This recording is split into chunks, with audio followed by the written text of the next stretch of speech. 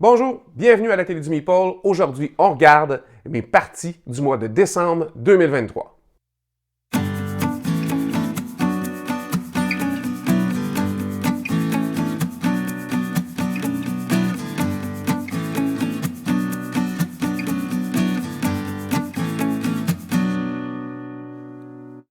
Alors, à quoi j'ai joué en 2023 au mois de décembre, plus particulièrement?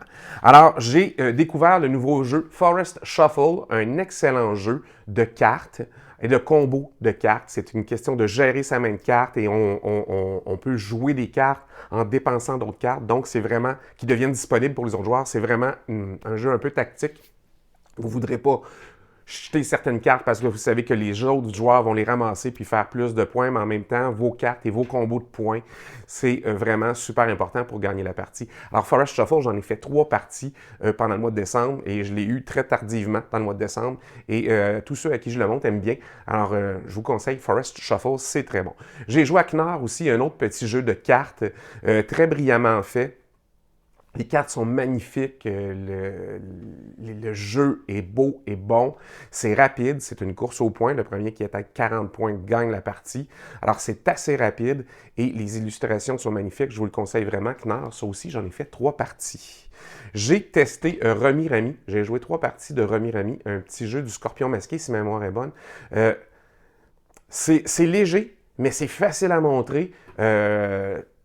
Vous pourrez montrer ça à n'importe qui, même à des gens non initiés aux jeux de société modernes. Ça s'apprend facilement, c'est plaisant et c'est sans prétention, mais c'est très, très efficace. Très bon jeu.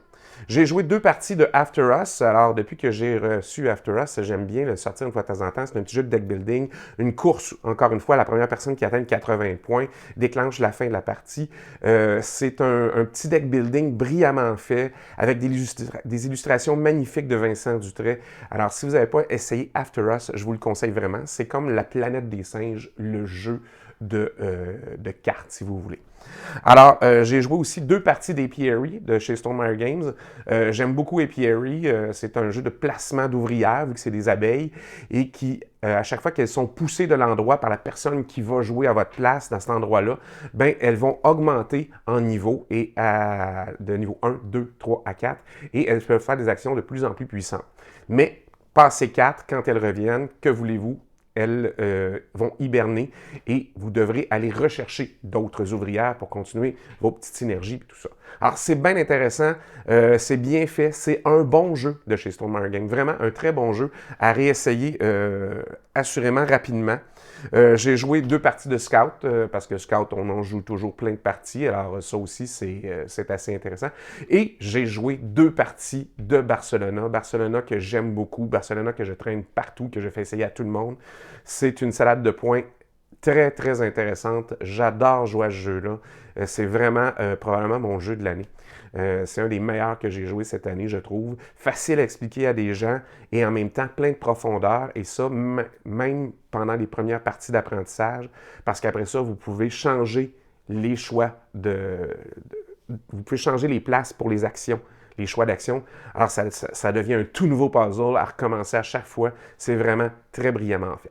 J'aimerais quelques mentions honorables que j'ai joué dans le mois puis que j'ai été très, très, très surpris. J'avais jamais joué à Bonanza. Jamais de Uwe Rosenberg. C'est un petit jeu de cartes qui date d'il y a longtemps. Et merci à Alec de me l'avoir fait essayer. J'ai vraiment aimé ça. C'est le genre de petit jeu qu'on peut montrer à tout le monde. Et c'est quand même assez intéressant. J'ai commencé à tester l'extension Paysage de Cascadia, un de mes placements de tuiles préférés. Et puis, c'est très intéressant.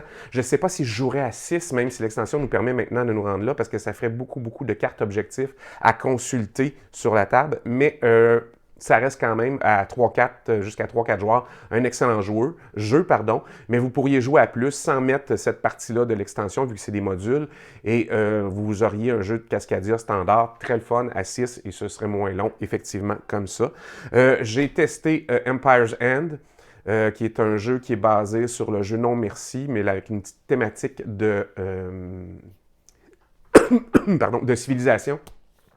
Et vous devez gérer la fin de votre empire. Alors, Vous devez fournir des ressources pour ne pas prendre les cartes de destruction. Puis à un moment donné, il y a tellement de ressources dessus que vous allez accepter de détruire une partie de vos endroits pour avoir autant de ressources pour préserver les autres. Alors, c'est vraiment, vraiment, vraiment intéressant. Si vous avez aimé, non merci, je vous conseille d'essayer Empire's End. C'est vraiment un plus. J'ai testé aussi l'extension Marine World Ark Nova. C'est vraiment, c'est bien. C'est bien, ça ajoute plus de tout ce qu'on aime dans Ark Nova. Ça vient de luxifier un petit peu aussi parce qu'au lieu de mettre, on a finalement des petits meeples d'animaux qui nous représentent sur le board. Puis on a aussi, plutôt que ce soit des cubes encore une fois, ou des petits trucs d'avancement très simples pour représenter, bien, on a un ticket qui ressemble à un ticket, on a un bouclier qui ressemble au bouclier de la conservation, puis on a un petit chapeau qui ressemble au chapeau pour la piste d'université. Alors, tu sais, tout ça, c'est intéressant. Ça permet de luxifier un petit peu le jeu, tout en ajoutant plus de cartes, des animaux marins, des aquariums. Alors, vraiment, ça valait la peine. J'ai bien aimé ma partie. J'ai essayé 2 tout nouveaux jeux pour moi. Trekking Through History. Alors, ça, c'est un jeu de draft de cartes. Et il s'agit d'avoir essentiellement de les mettre en séquence chronologique le plus possible. Et c'est vraiment très bien fait. J'ai adoré ça. J'aime les jeux de draft en général, mais j'ai eu beaucoup de plaisir à jouer à celui-là plus que d'habitude. Alors, je pense que je le conseille. Là, si vous n'avez pas essayé Trekking Through History, ça vaut la peine de l'essayer. Et je teste présentement Kutna Hora de City of Silver, qui est un jeu de chez Czech Game Edition qui est très bien fait. Alors, c'est un jeu où ça se passe au Moyen-Âge, dans une ville où on a découvert des mines d'argent et on va les exploiter et aider à construire la ville. Ça semble tout à fait banal comme thème, mais ce qui est intéressant, c'est 2 choses. La première, la production des petits, c'est pas meeples, mais oui, il y a des petits personnages qui représentent vos mineurs, il y a des petites maisons et tout ça est fait avec quelque chose qu'ils appellent du rewood. Alors, c'est du bois ou de la sciure de bois recyclé.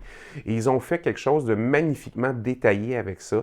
Alors, c'est vraiment un plus. Et ce jeu-là a un marché, si vous voulez, en constante évolution. C'est-à-dire que quand vous minez ou que vous récoltez certaines matières premières, bien, il y a des cartes dans un petit présentoir avec, qui cyclent et qui font diminuer ou augmenter les prix dépendamment de la demande.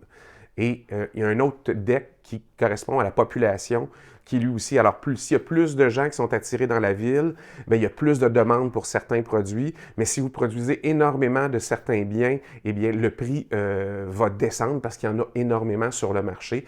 Et c'est comme 2 petits ordinateurs en carton qui fonctionnent magnifiquement bien. Kutna Hora, je vais vous revenir avec ça. C'est vraiment un très bon jeu à essayer. Alors, j'espère que vous avez aimé ça. Dites-moi ce que vous avez joué au mois de décembre et dites-moi quel jeu risque de faire peut-être partie de vos meilleurs jeux de l'année. Moi, je vais vous revenir bientôt avec ma vidéo sur mes jeux préférés de 2023. Alors, laissez des commentaires en message. On se revoit la prochaine fois. En attendant, amusez-vous.